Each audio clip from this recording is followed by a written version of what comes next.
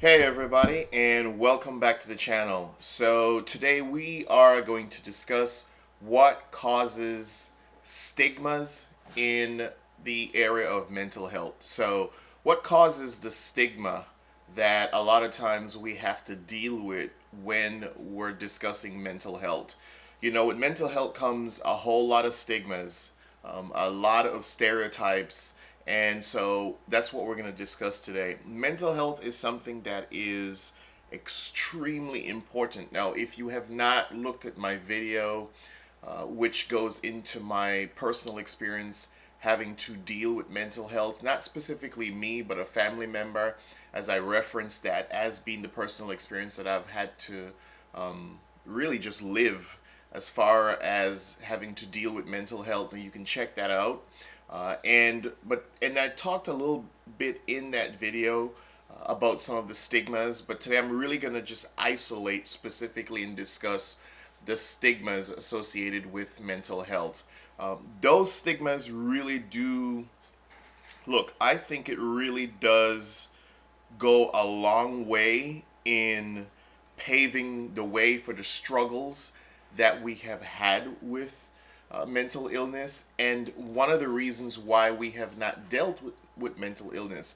In a lot of ways, and in a lot of ways, mental health has been looked at as just some kind of situation where someone is just they're just struggling with their own thing. It has been kind of looked at as a joke, to be honest with you. It's been looked at as a joke a lot of times, where people just dismiss, this person's just crazy, they're just struggling with their own thing, they're just mad, and not given the type of seriousness and awareness that it really should have been given. We've seen recently there's been a lot more focus on mental health, right? There's been a lot more focus on mental health. As I said in the other video, a lot of the focus specifically was concentrated around, vets, right? And rightfully so, right? They definitely deserve the attention, but it was only, that seemed to be just the main focus. The focus has to be broader because there are a lot of people in our communities with, struggling with different types of mental illnesses. Bipolar seems to be the most commonly known type of mental illness. And so, what I want to do is to just kind of go through some of the stigmas that are out there. Now, one of the first ones is it has to do with, because I mentioned their own thing, right? So it has to do with responsibility, you know, and I was guilty of this as well. Just looking at the person and say, well, it's their responsibility, right? It's no, it's on them. When the truth is that if somebody is struggling with a mental illness, and trust me, having to live through it, and having an uncle who still struggles with it, I realize that the responsibility is not solely on them, or the person who's struggling with it, but it's a family thing, all right, and or good friends who can be involved in that person's life to really help them, get their life together. It's no one woke up. I don't think people wake up saying I want a mental illness, right? So it's not saying the responsibility is on them, and that's something that we got to be really mindful of when you're dealing with something like that. It takes a real effort from a family or a group of friends or whatever who are really concerned about someone to really help them turn that situation around. So that is something that causes one of those stigmas. Is it's the person's responsibility, right? It's the person's responsibility. All right, so the other thing is a lack of awareness. All right, so the other thing is going to be a lack of awareness, and that's where I was. That's where I think a lot of people still are, and we're just not aware of, or at least I wasn't aware of, the real depth of mental illness, and certainly not aware of how you can deal with it, and nor was my family, right? So my grandmother is the one who, always have to be dealing with my uncle and obviously his brothers and sisters and me, since I was the oldest grandchild, having to deal with that struggle. And I'm telling you, it still is a struggle. It's gotten better, but it used to be a real struggle. And because, as I've said in the other video, his tendency sometimes were to be really violent against us. And so that created a really challenging dynamic. I'm telling you, until you find yourself in a situation where you're living with someone, but at the same time you are mindful that someone can cause you bodily harm, uh, and you have to show strength so that they don't believe that you are fearful of them. And that's what we had to do, show this type of strength that we're not scared of you type of stuff, while at the same time having to be compassionate and having to show care and concern. And that was a tough road to walk. And it's always interesting when people from the outside who didn't have to deal with it on a day-to-day basis um, would just kind of always have their opinions. Solutions were always easy, as is the case a lot of times for most people. Solutions are easy when they never have to deal with something or never had to deal with something. But I'm telling you, mental illness is a real struggle, and it's not just on the person. Mental illness also affects the family as well, right? It also affects the family. So we talked about responsibility and we talked about a lack of awareness. The other thing that goes with a lack of awareness is education. Obviously, we didn't have the education to be able to deal with mental illness at that point. We didn't know, you know, how to, the psychology behind it, right? We didn't know how to deal with all that type of stuff, the psychology behind it.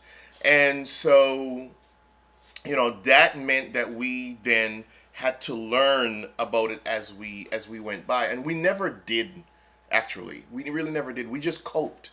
We didn't become educated about it. We just coped. Because, look, not to make an excuse, but we are poor. I mean, you're trying to pay bills, you're trying to live, you're trying to this, you're trying to, my grandmother's doing the best that she could for us to survive, to actually survive, keep a roof over our head. And then, it's just not like you just run off now and, oh, let's go become educated about mental illness and how to deal with her child, my uncle. So we were never educated on it. Now I am educated on it. Obviously, I've done some things in my life that's taken me in certain types of places, just my knowledge level, my educational level. So I'm much more aware of where things are now, and now my approach to dealing with it is completely different to 15, 20 years ago. That type of stuff when I was dealing with that then as a young man. But that is another thing, is you need to become educated when you talk about mental illness, to know how you can approach someone who's struggling with mental illness. What are the best ways to approach someone? How to get them to take their medicine, their treatment, to see a doctor, to see, like, basic things like that. Educated in terms of how do you talk to someone who's struggling with mental illness, because your words do matter. They could be triggers, right? And so you have to understand, like, how do you then talk to someone, right? But so we've gone through responsibility, we've gone through awareness, and we've gone through education, those three things. The next thing is that we're going to discuss is perception. So it all has to do with perception, right? So it all has to do with perception, and it's how we look at it. So a lot of times with mental illness, it has to do with how do we look at mental illness, right? And that is where the problem starts with a lot of things in our lives. It's how we look at it. So it's the idea of how does our perception play into mental illness, because generally it is we see somebody as crazy, and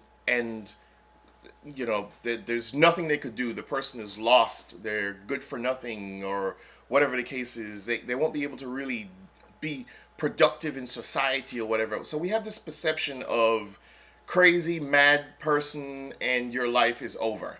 That's kind of almost how we look at it. And you're a joke, right? That's been the whole idea of mental illness. Is the perception has always been the person's loony, they're crazy, they're mad, and a lot of times it has been seen as a joke.